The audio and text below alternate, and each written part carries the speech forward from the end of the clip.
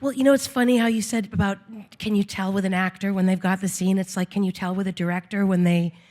Bob, it was so clear right away, this man, he knows what he's doing.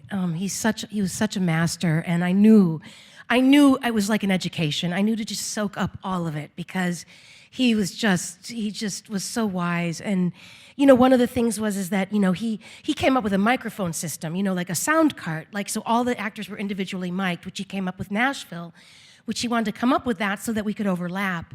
Because a lot of times with film, you have to stop talking. You can't talk over each other, and we don't do that in life. And so Bob created it so that we can. So that extemporaneous feeling is all Bob created that. He created a special arm on the camera so that the camera was finding its own marks. We didn't have to worry about get to that X. So we could move where we wanted to move, talk how we wanted to talk. So right there, you're already comfortable, Wow. That's unbelievable. So you get to a Robert Altman set, and do you have to adjust to it as an actor, No. or do you just suddenly feel kind of free? Well, you know what I felt like with Bob? This is what Bob did the first day with Shortcuts when I showed up. He was like, why don't you go in? And I think Lili Tomlin and Tom Waits are doing something in there. Why don't you go on in there? And I was like, okay. Well, I went in the middle of an improv.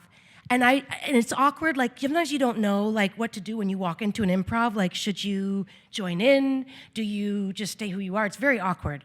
So I just kind of sort of joined in. Well, then I came out and I saw Bob had the headphones on, and he knew exactly what he was doing. He sent me in there on purpose. He wanted to hear what was happening.